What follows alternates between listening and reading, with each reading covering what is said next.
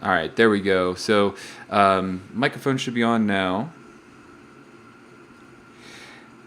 Thank you for those of you who tell me the microphone is off. So I got a new piece of hardware today that I just showed up like 20 minutes ago. So this changed my setup a little bit here. So I apologize for the microphone not being on. Thank you for those of you telling me that that was the case. Two things about what's going on here today is that you didn't hear because my microphone wasn't working. Is that we are expecting? We're going to talk about the capstone project overall and what it looks like in its ideal circumstance year over year, and if those things might change a little bit because of this year, and they might change a lot because of what we might have to do for remote learning. But I'm going to explain to you what our goal is, what we've been doing for the past several years, and what we want to hope to continue, what we're going to strive for.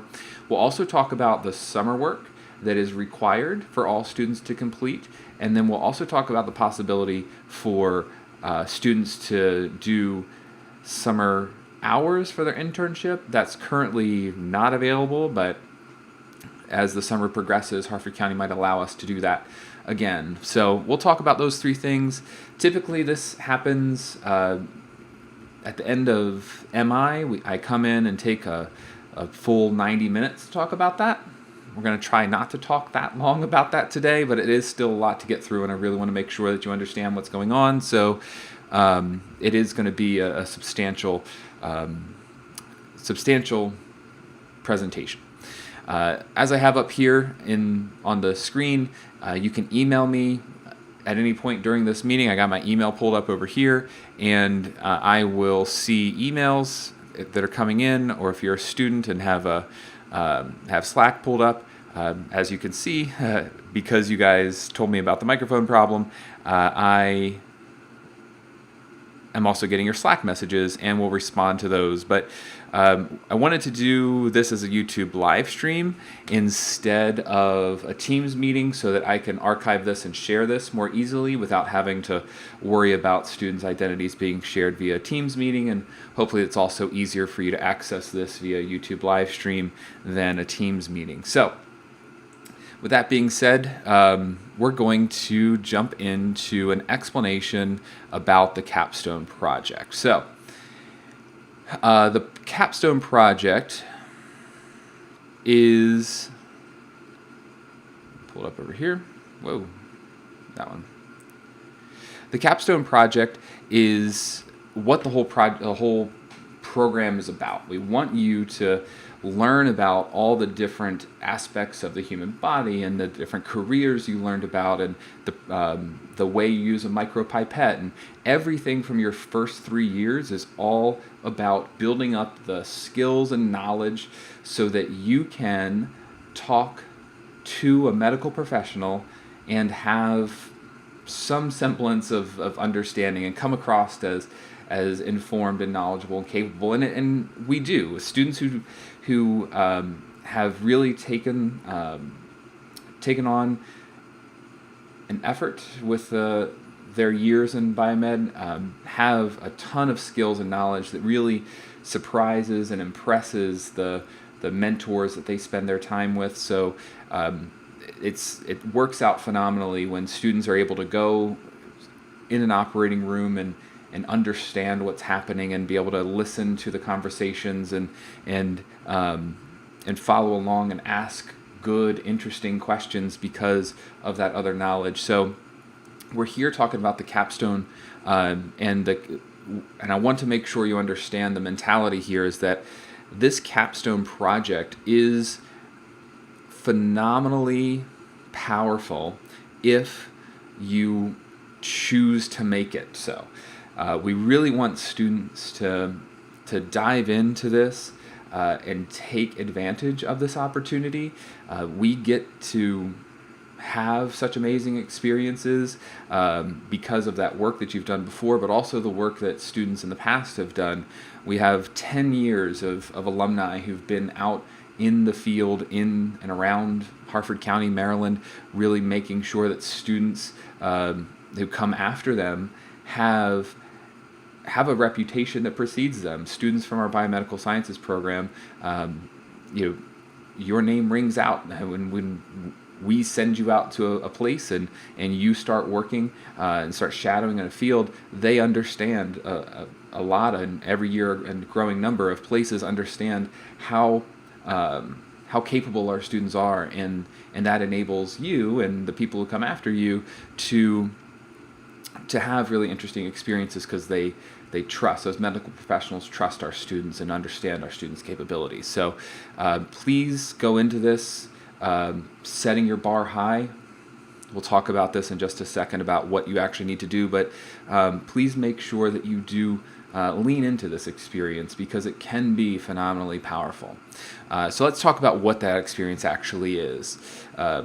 You can follow along by scanning this QR code or going to bahsbiomed.com/project overview, and you'll see the web page that we built on our site about the project that'll help you follow along with the presentation we're giving right now. That'll help you understand things a little bit better. But what we're really doing here is the project provides you the structure to have whatever experience you want. You have to go spend time out in the field shadowing a medical professional, and you have to make an innovation based on that experience that you had out in the field. This isn't a science fair project in the sense that you want to make something and then you go find a place that'll help you make it. We feel like that's a disingenuous way to go about it. We don't want you to have an idea, and I don't want this to seem offensive to you, but you don't know what that field needs. Your innovation idea, your thought, something you're interested in is awesome, but we don't want you to go into this experience with the mentality that you have an idea that you want to make already. Every time a student does that, they quite frequently make a mistake and don't realize that the thing that they really want to make already exists, because they're kind of like committed to that, or either they're committed to it too much and so they don't see that other things exist that are innovations and that their idea is not new, or they really limit themselves and leave great opportunities on the table. Having discussions with students about what they saw, looking through their journals and talking to them about their experience, we might recognize in a conversation that there are 5 or 10 awesome ideas, and they're really struggling with this one idea that they've had since 9th grade that they really want to do, but they're leaving these great experiences and great innovation ideas on the table and making it really hard for themselves because they're kind of pre-committed too much to that idea. So it is really in this order. You should go somewhere, spend time with a medical professional, and then think about creating something that you saw in real life with a real medical professional. Don't do it the other way around. Don't go into the idea, into your innovation, or into your experience with an innovation. So that's how we determine, what we call these things. We have an experience, which is part of your project, and then the innovation. You do both of those things. It's required for everybody. Everybody must go spend time in the field, in a medical community, in a field of your choosing. We have people do everything from veterinary medicine to cardiovascular surgery to physical therapy and beyond. Tons of opportunities. This is the part I really want you to lean into and find a thing that you're interested in and really try to make it happen. Find something that's really interesting to you. A lot of people take the kind of easy route and say, well, I had knee surgery, so I had to go to physical therapy, and those people were nice to me, so I'll just go do that. I pick on physical therapy a lot because so many people do physical therapy exactly this way. Some people have great physical therapy experiences, so I'm not saying don't do physical therapy, but picking physical therapy because it's right next to your house and you just finished physical therapy 6 months ago isn't a great reason to spend your project on it. Same thing with if your parent is a nurse at the hospital. Don't say, well, I'm just going to go with them. I don't have to drive. That'll be easy. Like, well, are you interested in nursing? No, not at all.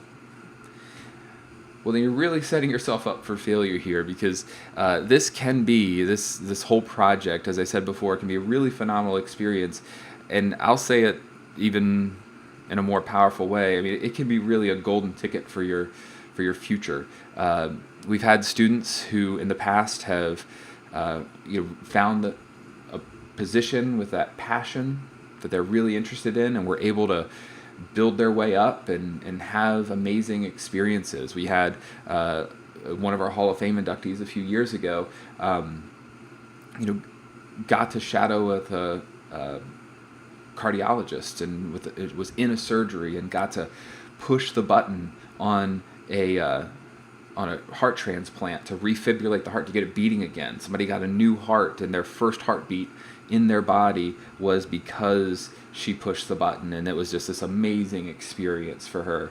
And then we've also had people equally as valuable find out that their lifelong passion is not their choice anymore.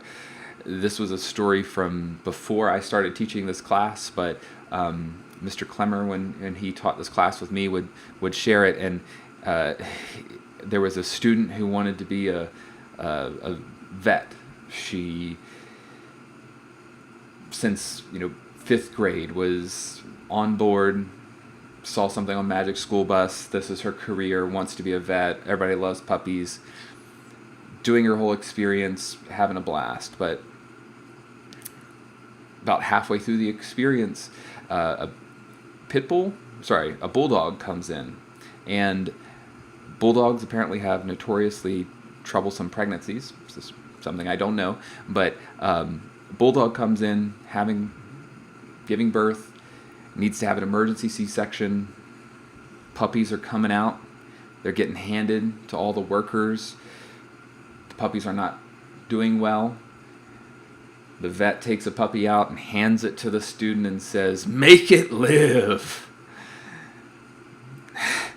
I don't know what happened in that experience, or what exactly happened in that moment, but the next day, she and Mr. Clemmer talked about changing her project because veterinary medicine really wasn't for her. And she ended up pivoting to medical illustration because she always loved art, and to my understanding is currently a medical illustrator for textbooks. She works for science textbook companies illustrating like anatomy and physiology stuff. That is equally as amazing and valuable as the story about the student with the cardiologist and starting a person's heartbeat.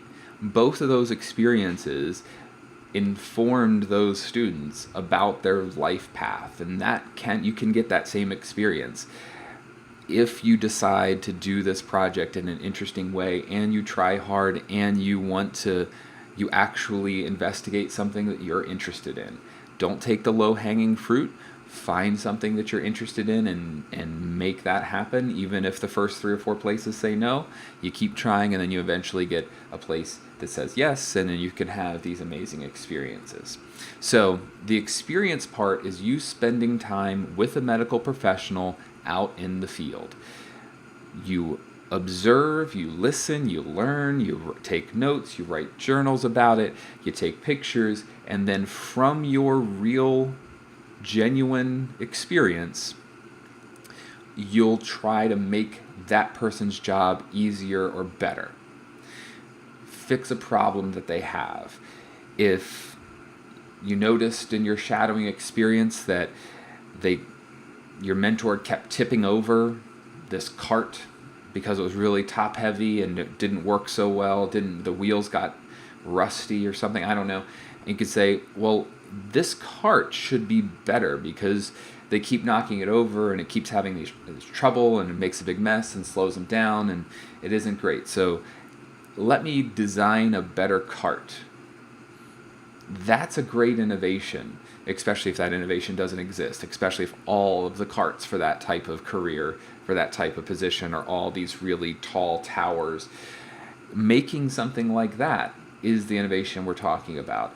It doesn't have to be, you don't have to invent a new drug or come up with a new surgical technique. I mean, that's probably not part of within the scope of the project, but real investigation and actual observation from a place is going to be extraordinarily powerful for you as you're trying to come up with that innovation portion. I mean, that's the name of the class, biomedical innovation. You have to make something new that never existed before that improves upon what currently exists. You need to make something better. So you're going to do those two things, and you get to decide exactly how that combination works. Some students don't have a lot of opportunity to go out and shadow physical places, so they'll make more innovations and do fewer hours in the field. Some students really want to dive in and find a physical experience somewhere, and so they will go shadow a location for 80 hours. That's one of the permutations that you can do. We've had some people who turn these experiences into jobs and get paid. The leaderboard of total hours done in the field is like top 10 places, 600, 500, 400, like hundreds of hours, because people did such a great job demonstrating to the medical professionals their capability and their maturity and started getting paid and just kept cranking out hours and spent all year working 2 hours a day after school, going and doing stuff. And that's totally fine. That's awesome. But here's the breakdown that is required. You need to spend at least 100 hours on the project. And I know that might seem like a lot, but it's incredibly easy for you to do, even if you are a multi-sport, multi-season athlete or band music performer. We have had people, 3-sport athletes who work second jobs, who take care of their siblings, who are still capable of doing the project without any problem. So please don't see the 100-hour requirement and panic about that. Let me break it down bullet point by bullet point here. So you're going to have to do a lot of organization for this project. You're going to be meeting with me periodically. You'll meet with me at the beginning of the year. You'll meet with me at the end of the year. You'll meet with me shorter, smaller meetings once a month. All of those types of things, the time commitments that you have to do, give you 10 hours worth of credit towards your 100 hours. So already down the road there. You must do at least 30 hours of field experience. So this is where you get that flexibility starts to come in there. You have to go spend time in the field. There's no way to learn in a valid, genuine way about a medical field, about a career, without going there. Throughout your time so far in the program, their first 3 years, you've done tons of career journals and career exploration, so you're aware of a lot of careers, but researching them for 15 minutes to write a career journal is certainly not adequate to get a genuine feel about what that job is like on a day-to-day basis. So you have to spend at least 30 hours in the field. You also must make at least one innovation. And we'll talk much more about this over time, but your innovation is, we use a rule of thumb to say that it's about 10 hours worth of work. Now, a couple years ago, we had a student who wanted to go on and do in college do film studies, and so their innovation was a documentary they shot and edited and did a documentary movie. And that's certainly worth way more than 10 hours, even though that's only one innovation. And some people in the past have tried to make like a bulletin board slide and put up on the EVB at school and call that an innovation, and that's certainly not 10 hours worth of innovation either. So through those individual meetings with me, I will assign you or award you or value your innovation at a certain number of hours. But you must make at least one innovation, and it must be a 10-hour innovation. So if you want to you come to me and say you're going to do one tiny thing, you and I are going to come up with a way to make that big enough to be 10 hours worth of work. Now, if you do more than that, you're making a documentary movie, then we can talk about exactly how that works out. Well, that's worth a lot more. That's worth 30 or 40 hours worth of time, because she's going to 5 different locations and interviewing people, and it's a lot of work. It's a one-on-one conversation about exactly how that works out.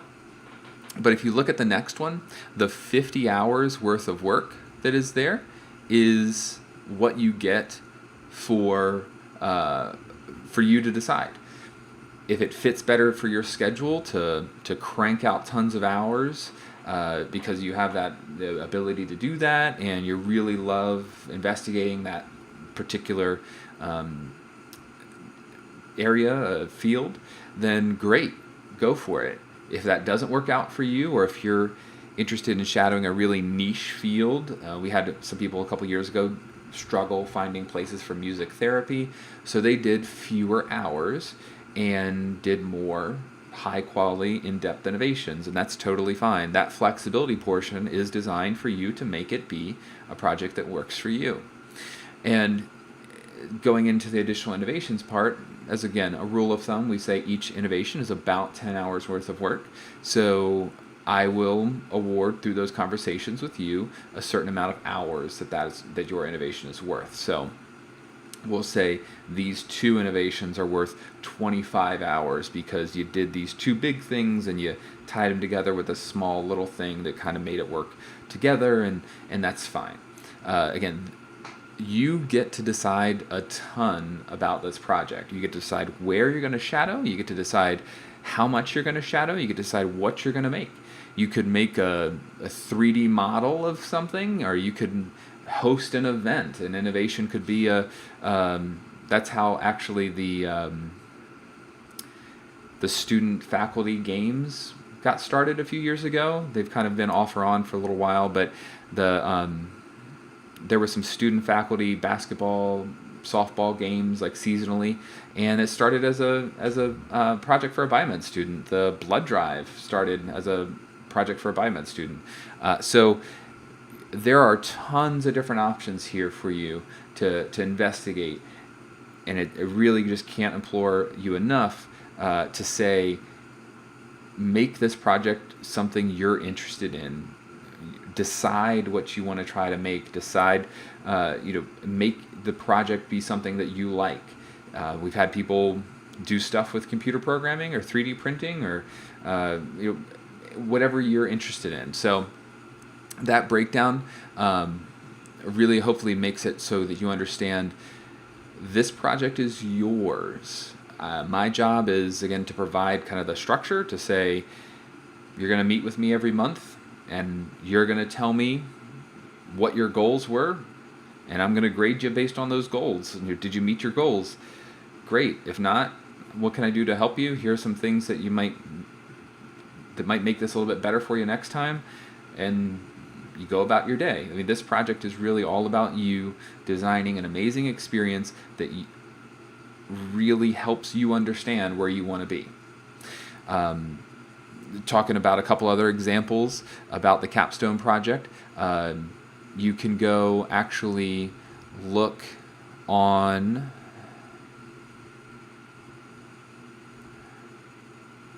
our website. We'll come to that summer work thing in a second. But you can look through some alumni's. We've had some alumni write guest posts for us, and this is a great one that I'll point out from Bethany. Bethany Ingram graduated a few years ago. And she is a student who, in her time, I'm not going to read this to you, but just to give you a heads up, she's one of the students, like so many, who come into the biomed program saying, I want to be a cardiologist, and over time realized that was less and less interesting to her, and switched her concept of what she wanted to do over her time in biomed, and really got to the end and started saying, I want nothing to do with this whole medicine stuff. I really like events and sports marketing and stuff like that. And so she still did her independent project, but she was able to bend it to her will. And so what she ended up doing was spending time with a dermatologist's office, because she also loved Dr. Pimple Popper. So she spent some time there shadowing a dermatologist's office, and realized that doctors are not great at the marketing aspect of the job.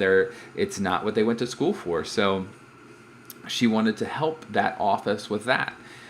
So she added another different place to shadow to learn. She studied with graphic designers and marketing agencies, and did small field experiences with those other places, and assembled the project she wanted to. She spent a bunch of hours in a medical field, and then she spent hours working with Chick-fil-A's marketing office. She worked with a graphic design office, and was able to take that experience and make a really interesting, compelling project. She ended up doing part of her innovation were branded Snapchat filters for the barbecue bash, the Bel Air barbecue bash. It was really funny. It was like two pigs, and one pig was putting sunscreen on the other pig, and it was for the dermatologist's office saying, protect your skin, whatever, stuff like that. She put together this big email campaigns that were targeted for the dermatologist's office to send out these emails every month to different populations of their patients to remind them to come back, because so many people from her experience in the dermatologist's office didn't do a good job following up on their experiences or on their appointments, and coming back and doing the things that they're supposed to do in between appointments. So she really took advantage of the project and said, this is how I want to spend my senior year, investigating these things that I'm interested in. A lot of people, again, think that you need to come in here and invent a new drug or something like that, and that's not what the project is about. The project is about you exploring the medical field and doing things that are interesting to you, and finding experiences that inform your path. And that's what happened to Bethany. She did this and found out, and she's a marketing student, so she did a great job with this post for us. She worked at the X Games for ESPN, and she put this picture together. Her little quote image here says, if it wasn't for biomed, I would not have found the career that sets my soul on fire. So again, she's a marketing person, so she made a really impassioned marketing little slogan there. But that's at the core, that's what I really want to make sure you understand here, is that this is a golden ticket for you to get a grade, to get your foot in the door for whatever field that you want to be interested in, and investigate it, and have the credibility of our program, and be able to use that to get an opportunity for you to investigate a really interesting career path for you. So hopefully you take some time and look through on the blog. You can look through some posts from previous students. We have alumni posts and some posts from other from the Dean of the School of Sciences from Stevenson University, and a couple other people, to really help us understand where students can go with biomed. So that QR code I showed you earlier, if you didn't go there, takes you to this page and explains kind of what I just talked to you about, and there's the screenshot from there. You can also look through on the independent project page, and you can look at some of the other things that students have to do. If you look through these different areas, you can see that we have a page that helps you find mentors, to be able to share this page with mentors so they understand what their commitments are and things like that. And then you can get some more information about some of the other things that are in your senior year. So I'll leave you to investigate that, but hopefully you understand at this point that your 100-hour project is yours to design, and I really hope you do that and take advantage of the option that's there. So, like I said before, if you have any questions that have come up so far, make sure you're emailing me, and I can answer them right here out loud for everyone, so you can hear them. And if you have any questions, if you don't want to email me, you can also send me a Slack, and I'll see that too. I have that pulled up over here, so feel free to shoot me any questions about that. We have more to go into, but that's the overview part of the project. You get to decide where you want to go. You can go to multiple places and piece that together. You can make whatever you want to make, whatever you're interested in, as long as it's informed by your experience in your shadowing. And this should be, or could be, amazing. So before we go on to talk about summer work, I just want to give you a second to be able to send any questions in.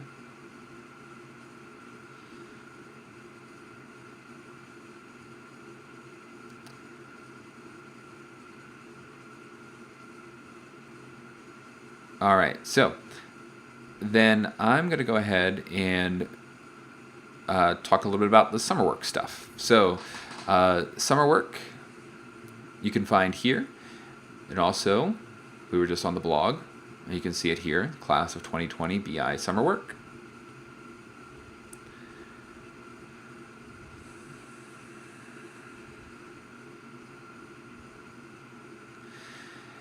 So, you do not have to turn in any summer work until the second day of the school year. But I do want to impress upon you that you should do it earlier than that. The idea behind the summer work is that we need to make sure you understand the field that you're going to investigate before you spend time there. Hopefully you've spent a lot of time thinking about this already and you got some good ideas, but we still want to formalize that process and that thought and go through this ideation, the idea creation phase, so that you have a really valid understanding and interpretation of what you're going to get into. So let me switch back over to this page, this post. So Class of 2021 BI Summer Work. Read through this. There are plenty of directions here, but I'm going to give you the gist. If you go to the Summer Work tab,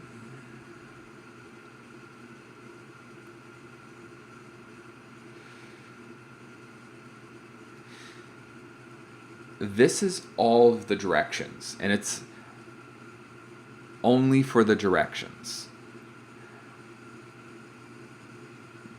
If you go back to the blog post, you'll see there's a results tables.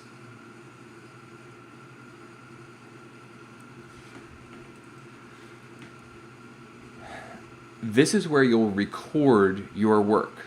You are not turning in the document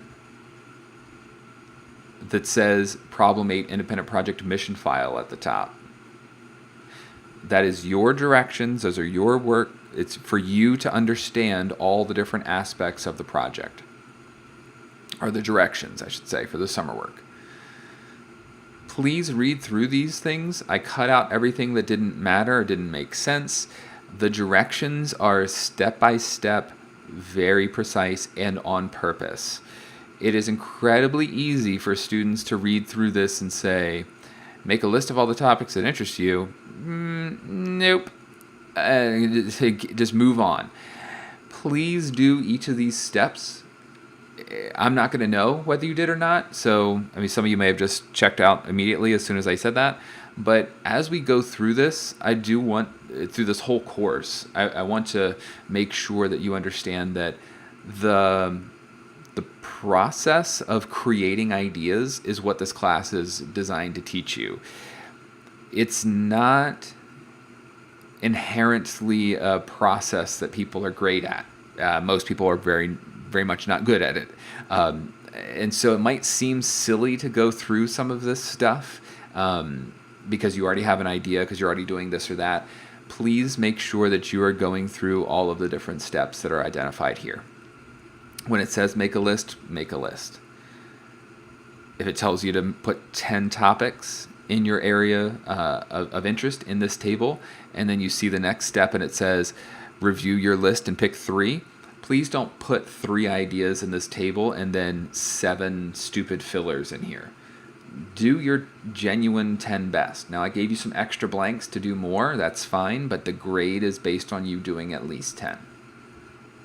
So 10 or more is full credit. I'm not going to grade you on the quality of your ideas.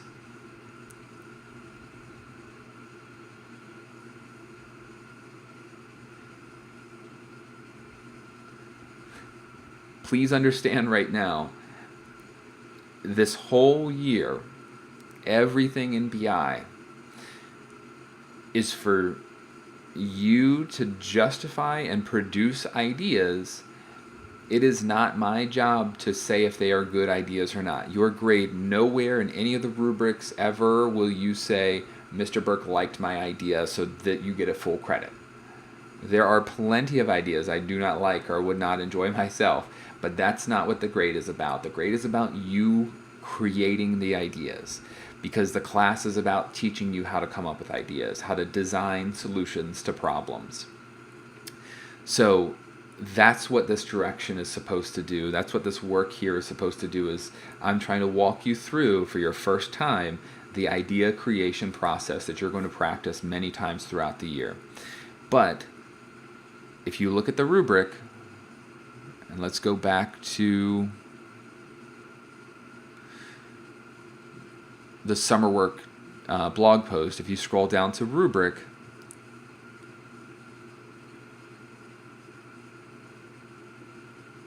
if you look at the rubric, the item for 8.1.1a, which is this one, the table is completed accurately with the minimum requirements. If you have 10 boxes filled in, you get full credit. Congratulations. So in some ways, I like to say in BI, you cannot be wrong. If you followed the directions and you have evidence to back up your idea, then it is the right idea. Because the direction, the document in here, the rubric in here doesn't say anything about whether I liked the ideas or not, or whether they were good ideas. It's you did the table. So I want to use that to say, please do something that you're interested in, and please write down the topics that you are interested in, because you're the one who's going to do it. And we want you to do at least 10 topics, because most of the time your first couple are not good. Especially with some of the more complex things that you haven't thought about before that we'll do later in the year. But we really want to get all of those ideas out there, because whether your first ideas aren't good or whether because the first ideas fall through and don't work, we want you to have multiple valid options to fall back on. So if you look at the two documents next to each other, we got the directions and then the table, results tables. And really what you're going to do is pull up the directions or print out the directions and pull up a document with your answers, the results tables, and just you're filling in. You're looking at the directions and filling in the answers. You're going to turn in this results tables document to me later using directions I'll share with you later. So don't turn it in. Don't try to turn it in early and impress me or anything like that. You're just take your time, go through each of these ideas, have genuine conversations with people. Step 8 says, share your list with your family members or friends. Please do that. I understand that you might not care what some of your family members think. If you have an annoying little sister or brother or older sister or brother, you might not care what they have to say about this idea, but share your list with somebody in your family, someone who's in a very different perspective than you, who's not a high school student in their senior year, and hear what they have to say from a very different, age bracket, whatever, like get other opinions. That's another big part of the idea creation phase, is understanding what other people think too. Even though this is your independent project, you want to hear what those people have to say. And then as you scroll through them, you're just following the directions.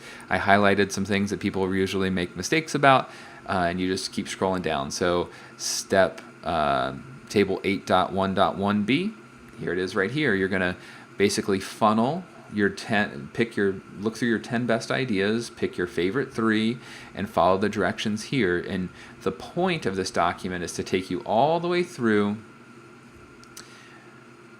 to finding, and we'll scroll down here to the literature review portion, to finding sources that are going to help you with your project. With all 3 of your different topic ideas, you're going to find at least, as the directions say down here, at least 4. I gave you spots for 6 because later in the year, you're going to have the possibility to, depending on how your project went, if you kept your same project from your summer work all the way through the year, I'm going to tell you, you can pull those sources from before. Use your work from before, from summer work, and here are your sources already done. I can promise you, no matter how low your motivation is right now, it is higher than it will be when you are a senior in May, when all of your stuff is done except for this project, prom's over, everything, when all that stuff is all done, and you just got to write this huge paper for biomed, you're going to appreciate having done high quality work months ago that you can recycle. So be kind to your future self and do a good job with your sources here, and make sure that you're using high quality sources that you can use again in the end. So if you look here, your references should be in APA format. That is the format that we use in science. So none of that MLA stuff. If you go to the rubric, you can see that part of your grade is it in APA format. I know that I hated that as a student. I hated doing that. And so as a teacher, I never cared about any of that stuff either. But we did a survey almost 6 years ago now, maybe 7 years ago. We did a survey of our alumni and asked them to give us feedback as a program. What did we prepare you for? What did we not? What worked? What didn't work? And hands down, the thing that we failed students on was APA formatting. They were not prepared for the rigidity and specificity that college writing had, especially science writing, because we were not helping students out there. Because I'll speak for myself, I personally didn't like it, and I wasn't good at it myself, so I didn't like trying to teach it, and so I didn't teach it, and so students weren't good at it when they left. And so we, as a program years ago, decided that we were going to fix that. So we're going to walk you through that process, and over the course of the year, get you better and better and better at APA formatting and citations and stuff like that.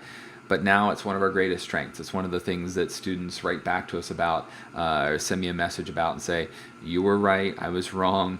Those types of emails come through all the time saying, I didn't think it was actually going to be like that, but it really was.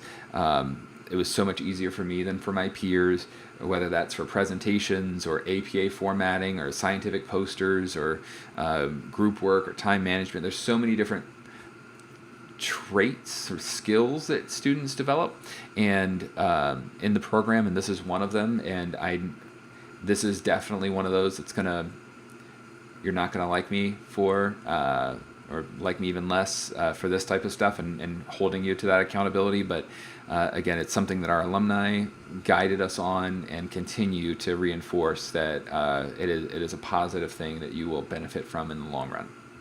So that being said, I did link to, in the directions, I linked to Purdue OWL, as you can see right down here. Purdue University's online writing laboratory is like the de facto gold standard across academia as the place to go for that information. So their APA reference guide is what I'm going to point you to every time.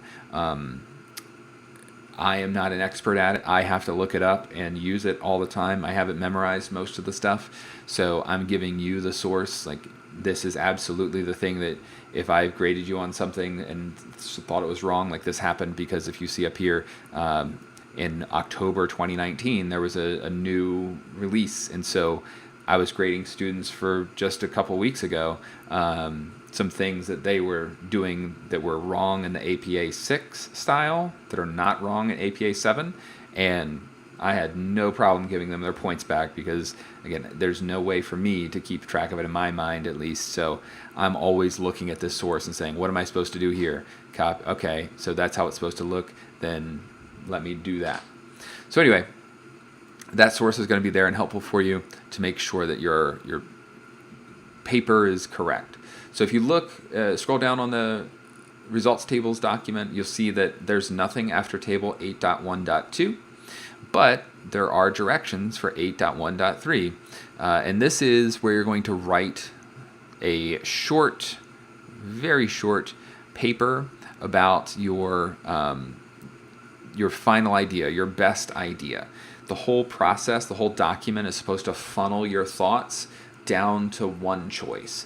And that's what you're going to write your proposal summary about. You're going to tell me, as of right now, with the work that I've done, this is the field, all the thought and talks I had with people and research.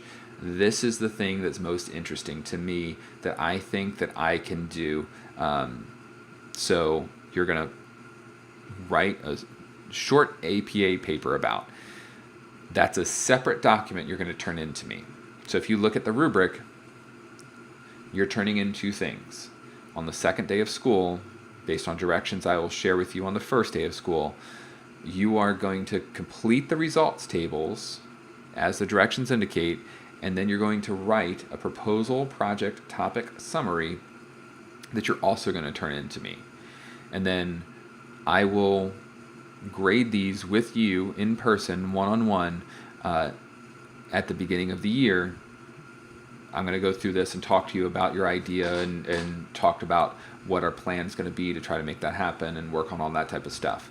But over the summer, your job is to come through with some thoughts about what exactly your project is going to look like based on your current understanding of where you are right now and what you want to do. So, with the project, with your work here on the independent project, this is everything we've talked about so far is required.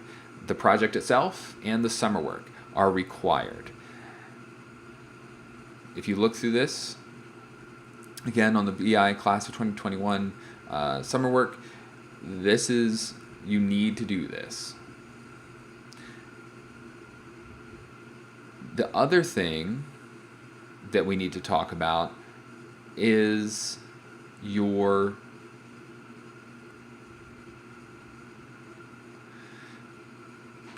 the option for you to do hours over the summer. We've had people in the past be highly successful doing hours for their field experience over the summertime. That means they did things like the RISE program or another program at APG. We've had people who have an aunt or uncle who live in a different part of the country who do this job they're really interested in, and they spent 2 weeks with their uncle in Texas and went in with him to work every day and came back home. There are tons of great experiences that happen over the summertime that enable students to not only get a lot of hours done, but maybe have a truly unique experience that they couldn't have at a different time because of scheduling stuff. But right now, we cannot approve any of those things. There is certainly a possibility that over the summertime, we can approve a process like that and enable you to do certain things. I mean, at this point, the RISE program, other things like that, we can't send you out to go do those things. You may not have applied for them. I mean, they're already done. But other experiences might be available to you or might become available to you. So all I can say there is you can't start your shadowing until you've had a meeting with me, and it's going to be a virtual meeting. It's not going to be a face-to-face or anything like that, but there are things that I need to talk to you about and information I need to get from you about your internship and your mentorship and all those different things that are going on. I need to have that information from you before you can start. So I know this might seem, I don't know, controlling or tedious, but if you start your hours, if you start shadowing somewhere and then come have a meeting with me to tell me that you started shadowing, none of the work that you did before is going to count because it wasn't part of the project. Say that again, even though it's kind of rude. If you do work in the field before you have a meeting and approval from me, I will not recognize that work as being part of this project. And I just have to do that for like safety reasons this year because of COVID. But that's the rule every year. I need to meet with you and talk to you about HIPAA and the journaling requirements and what you need to be looking for. Like there's a ton of stuff that you need to hear from me, and I need to have like confirmation from you in addition to stuff, just logistics about where you're going to be, that I must require you to have a meeting with me before you start your shadowing, and I can't approve those meetings or have those meetings until Harford County approves us to send students out for summer work. So what you can do though, not so that you don't feel like you're not making any progress, is you can put together a spreadsheet and start getting contact information and finding places and even having calls with them and asking if they're available for internships and saying that you're waiting for approval. It might not happen for a while, but are they even open to the idea? You can have those types of conversations. Nobody's saying you can't do that, but you can't actually start shadowing anywhere or doing any of that stuff until after the meeting. So if you are really worried about not having enough time during the school year, which by the way, again, totally not the case. We only started doing summer shadowing hours a couple years ago because so many people wanted to travel somewhere else or do like a program over the summertime, like a specialized research program over the summertime, that we opened up that opportunity. I think for the first 8 or 9, maybe 7 or 8 years, it was all strictly during the school year. You can 100% get this project done on the random half-day early dismissals and election day and a Saturday here or there. You can get all of your hours done inside of the school year with no problem. So don't feel stressed out that you're not starting your summer shadowing right now or starting shadowing during the summer. Not required at all. It's always been optional, but it is required for you to have that meeting with me before you are allowed to start it. So hopefully that's clear, and my expectation there is clear. Your summer work is required. That is due on the second day of school. You saw the directions on where to find that, and you should hopefully understand that this project is for you. We spend a lot of time and effort and energy to empower you to have amazing experiences, and I really hope you do take advantage of it, because it's one of those things that a lot of people don't. A lot of people just take the low-hanging fruit and say, my aunt or uncle works here, I care nothing about this, I am going to do a business degree, I have nothing to do with medicine in the future, so I'm just going to do this the easiest way possible, and you're going to hate every second of it because you're going to spend 100 hours on the project no matter what, whether you like it or not. So you might as well investigate something that's interesting to you. If you're interested in business type stuff, which a lot of people are, I mean, look at something like Bethany Ingram's project from a couple years ago, where she was able to find a way to add her interest to the project, and I really hope that you look at her story and the different stories that are on the website. We're going to be adding more here over the summertime as we get some alumni writing more posts for us, and hopefully that informs you about what is possible here, and I hope you do take advantage of it. If you don't have any questions for me right now, which it looks like nobody has sent anything in, which is fine. You can send me emails over the summertime or Slack me over the summertime, and I can talk to you more or address some problems or questions there. But if the possibility for summer stuff opens up, I will be sending out an email to the email address I sent this information to about this meeting. I'll send an email out about what that looks like and how that might change. But please don't forget that it is 100% optional and in no way required for you to do anything about your field experience over the summertime. So, with all that being said, thanks for spending the last 57 minutes with me. So, it was 30 minutes faster than a normal presentation, but hopefully that gives you all the information that you need. Sorry about the technical issue at the beginning, but thank you very much for being here today. And I'll talk to you guys later.